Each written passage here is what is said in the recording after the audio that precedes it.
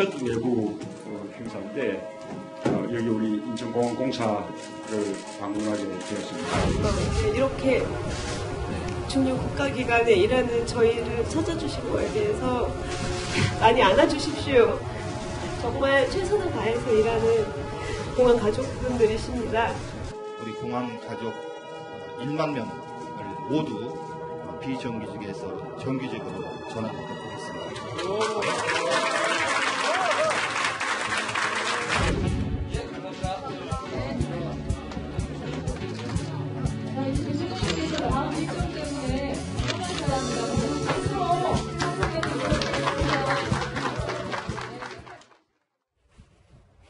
네, 어제 첫 외부 일정으로 인천공항을 찾았는데 대통령이 저 얘기를 들어주고 말 한마디를 하니까 공항공사 사장이 바로 비정규직에서 정규직으로 전환을 시켜주는 이런 모습이 연출이 됐어요. 이렇게 쉬운 일인가 싶네요. 사실 이 비정규직 문제는 지금까지 계속 이제 문제가 많이 불거져 왔었던 거고 인천공항공사 같은 경우에는 비정규직이 굉장히 많아요. 80% 이상으로 알고 있는데 그래서 인천공항 내 직원이 몇 명인지를 정확하게 산정할 수도 없다라는 취지의 얘기들이 옛날부터 나왔었단 말이에요. 그 문재인 대통령이 후보 시절부터 얘기했던 그 공공부문 일자리 81만 개 뭐 신설하겠다라는 부분을 어제 이런 표현을 썼습니다. 그걸 다 신설하는 것도 신설하는 거지만 나쁜 일자리를 좋은 일자리로 전환시키는 것도 그 내용에 포함된다는 취지로 얘기를 했는데 네. 저는 첫 행보로 인천공항에 갔던 것 그리고 아까 보시는 것처럼 시민들하고 셀카도 찍고 그 비정규직 직원들하고 같이 소통을 하면서 사진을 찍고 이런 모습이 그러니까 사실 어찌 보면 굉장히 지극히 정상적인 행보임에도 불구하고 이 전 정권의 박근혜 전 대통령이 소통을 하지 못했던 그런 것과 극단적인 대비가 되다 보니 아까 말씀하셨던 것처럼 지금 현재 국정수행 지지도가 80%를 넘는 그런 수준에 이른 게 아닌가. 그러니까 정말 전 아까 인천공항공사 사장이 비정규직을 정규직으로 전환한다는 얘기를 듣고 저게 저렇게 쉬운 건데 왜 그동안 되지 않았을까라는 그런 아쉬움도 동시에 들었던 건 사실입니다. 우리가 네. 이 장면은요, 지난번 그 국회에서 그 정세균 국회의장이 들어오고 난 다음에 국회에 청소하시는 그 분들이 계셨는데 그분들을 비정규직에서 정규직 전환을 했습니다. 그때 이제 그 정규직 전환이 뭔가 하면 무기계약직으로 바꿔주는 거예요, 비정규직. 이 비정규직으로 계시면은 뭐 1년, 2년 단위로 하고 또 2년 후에는 계약을 못하고 나가야 될지 이런 신분상에 굉장히 큰 불안이 있습니다. 근데 무기계약직이라는 것은 이 계약 기간이 정해져 있지 않고 끝까지 간다 이런 뜻이거든요. 그래서 이제 사실상 정규직이 되면서 이제 사실상 그 정년에 보장이 되는 그런 형식의 일자리가 되니까 나쁜 일자리는 늘 내가 올 연말에 잘릴까 말까를 고민하고 걱정하고 두려워해야 되는데 이 신분상의 안정감이 오는 좋은 일자리가 되니까 그렇게 하면 연애도 하고 결혼도 할 수 있고 아이도 낳을 수 있는 그런 걸로 우리 사회가 안정화되는 거죠. 그래서 이게 좋은 일자리가 되는 건데 네.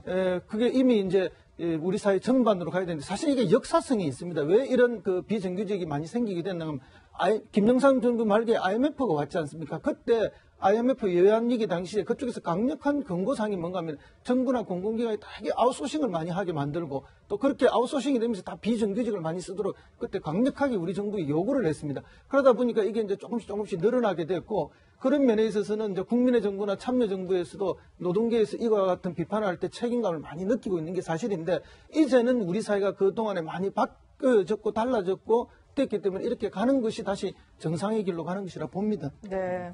조금 좀 다른 시각으로 좀 보면 백 변호사가 계속 강조를 하시는 그 이렇게 쉬운 일이었나 그 부분과 관련해서 사실 이제 인천공항공사도 로봇 시스템을 도입을 해서 사실은 일자리를 좀 줄이려는 계획이 있었어요. 그런데 지금 대통령이 와서 그 한 번에 지금 뒤집은 거가 돼 있거든요. 자, 지금 각 후보들이 특히나 이제 안철수 후보를 중심으로 해서 4차 산업혁명 얘기를 합니다. 그런데 간과해서 안 되는 것이 4차 산업혁명이 무슨 유토피아처럼 지금 표현되고 있는데 사실은 단기적으로 굉장히 디스토피아예요. 그러니까 일자리가 한꺼번에 많이 없어지는 것이 4차 산업혁명이거든요. 그랬을 때 그걸 중장기적으로 어떻게 보완할 것인가, 어떻게 그러면 우리가 그 일자리가 없어지는 시대에서 살 수 있을 것인가에 대한 어떤 대비를 하는 것이 이제 4차 산업혁명의 하나의 어떤 그 대안인데, 자, 지금 하나의 어떤 기류, 비정규직을 정규직화하는 것, 그것이 굉장히 중요한 일인 건 분명합니다. 좋은 일자리. 그러나 그럼에도 불구하고 그것에 대한 어떤 산업적인 측면이라든지 혹은 경제적인 측면이라든지 노동적인 전체적인 어떤 측면에 대해서 정말 심사숙고하고 있는 것이냐. 그것과 관련돼서 어떤 플랜이 나와야지 지금 대통령이 힘을, 그러니까 83%의 어떤 %의 힘을 받고 있다고 해서 어떤 기관에 가면 공공기관, 그 공기업이나 공공기관이 화답하듯이 한꺼번에 그렇게, 가능하다 하고 전환돼 버리면 나중에 그러니까 물론 점검을 하셨겠지만 그럼에도 불구하고 나중에 오는 후폭풍도 분명히 간과해서는 안 된다. 이것이 하나의 그냥 바람처럼 그러니까 폭풍처럼 태풍처럼 휩쓸려가는 것이 아니라 좀 더 정밀하고 정치하고 정교한 그런 대응 속에서 나오는 일자리 전환이었으면 좋겠다라는 네. 사족입니다. 네. 저 말씀하신 것처럼 부분, 지금 얘기하신 부분이 저는 나름대로 굉장히 중요하다고 보는 것이 예를 들면은 다른 공공기관에서 근무하는 비정규직 분들 있잖아요. 공항공사는 전부 다 됐어요. 그러면 우리는 어떻게 되는 거지? 생각을 하거든요. 그러니까 예를 들어서 모든 공공기관에 근무하는 비정규직 중에 50%를 일단 2년 안에 정규직으로 바꾼다. 나머지 50%는 뭐 4년 뒤에 바꾼다. 어떤 그러한 좀 전체적인 플랜이 나와주고 거기에서 맞춰서 가면 좋은데 지금처럼 만약에 인천공항공사 같은 하나의 뭐 약간 이벤트 비슷하게 딱 대통령이 방문하고 거기에 대해서 공항공사 사장이 이렇게 선언하고 이러면 사실 다른 공공기관 공기업에 근무하는 비정규직 분들 또 기대감이 굉장히 높아지는 것이거든요. 네. 그런 문제는 또 어떻게 앞으로 해결될지. 그 부분은 뭐 그날 제시가 된 게요. 임기 내에 공공기관의 비정규직은 완전히 없애겠다. 100% 제로를 하겠다는 게 이미 이야기가 되었고 사실은 지방자치단체나 여러 그런 공공기관에서는 이미 그 지방선거에서 승리했던 단체장들이 비정규직을 벌써 다 없앴습니다. 그래서 무기계약직으로 벌써 다 전환을 했던 많은 경험들이 있고 그 경험들이 토대가 돼서 지난번 국회에서 그런 경험도 생겼고 인천공항사로 오는 이런 경험들이 이렇게 연속되는 것이지 그냥 단순 일회성 이벤트나 보여주기는 아니다라는 것을 제가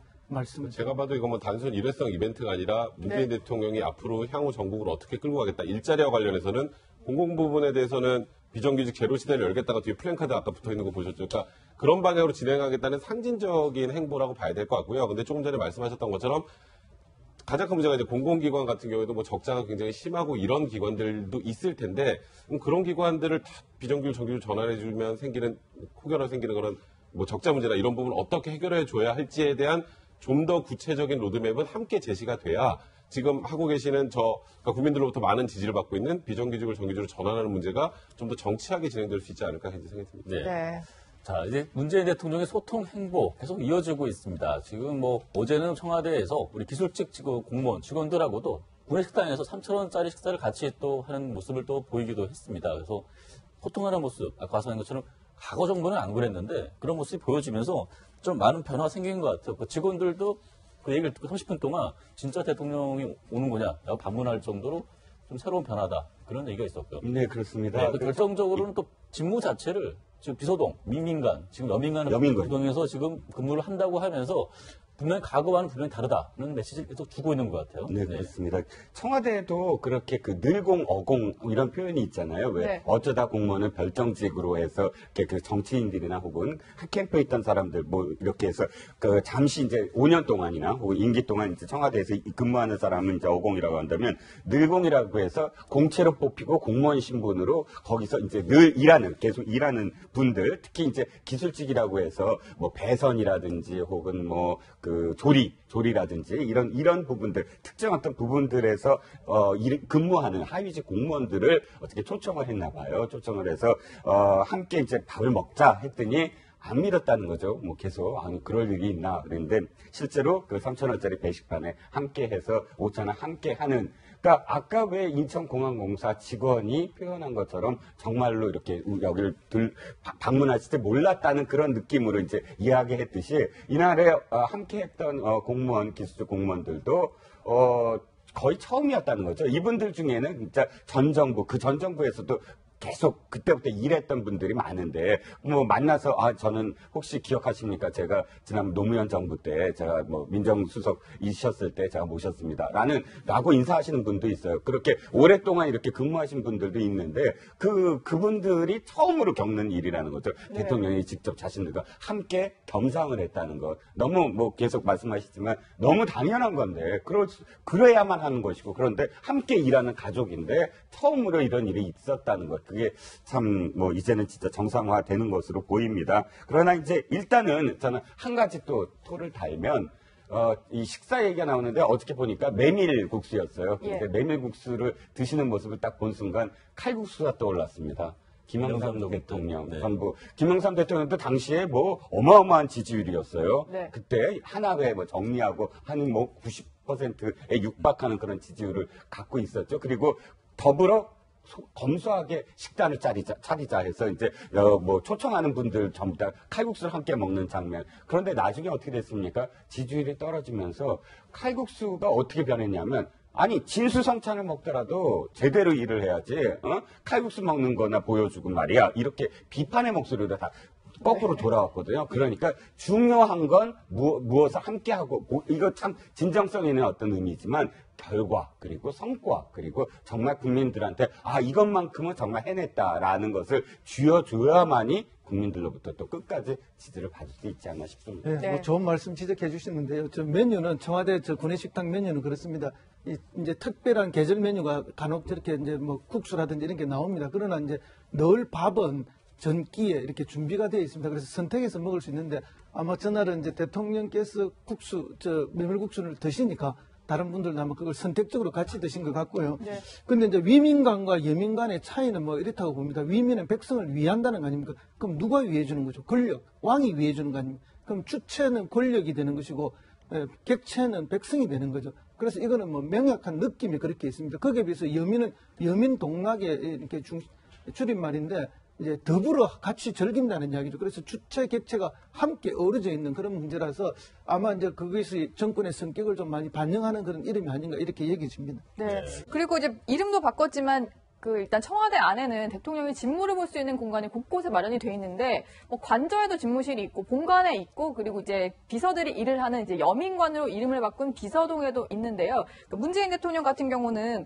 보통 이제 대통령들이 본관 집무실을 주로 이용을 해서 거기서 뭐 전자결제 같은 것도 하고 이런 모습이 많이 이제 언론에도 공개가 됐는데, 그 여민관으로 아예 왔다고 해요. 사실 박근혜 전 대통령 같은 경우는 탄핵 소추가 된 이후에 그러니까 위민관으로 와서 같이 회의를 했다더라. 이게 지금 화제가 될 정도로 비서동에 잘 오지 않았었는데 아예 집무실 자체를 일로 옮긴 거죠. 그러니까 말 그대로 그 전에 박근혜 전 대통령은 본관도 아니고 관저에서 있어서 더 문제가 많이 됐던 거잖아요. 본관하고 여민관하고 한 500m 이상 정도 거리가 되니까 그때 뭐 우스갯소리로 자전거를 타고 가서 보고를 해야 되는 상황이 된다라고 했었는데 그러다 보니까 대통령과 참모진과의 거리가 멀어지고 그러면은 무언가 이 참모진과의 소통도 좀 잘 되지 않는 부분, 그리고 국민들의 목소리를 제대로 듣지 못한다는 부분들을 반영을 해서 이제 여민관에 일단 그 집무실을 이제 두고 거기서 비서들과 항상 계속 소통하면서 직무를 보겠다라는 거기 때문에 이것도 역시 어찌 보면 그 전에 있었던 비정상을 좀 정상화하는 과정이라고 보이고요. 네. 이게 좀 더 극적으로 보이는 이유는 바로 전 정권과의 그 극단적인 대비 때문에 그렇다는 생각이 드는데 사실 이게 처음에 보이는 단순한 쇼잉이 아니라 이제 앞으로 광화문 시대를 열겠다고 정부종합청사에 이제 근무하는 곳으로 옮기겠다는 얘기까지 지금 하신 상황이기 때문에 지금과 같은 이 초심 그대로 5년 동안 이제 집권하는 과정에서 비서진과의 소통, 국민과의 소통을 계속 잘 이뤄갔으면 하는 바람이 좀 듭니다. 네, 지금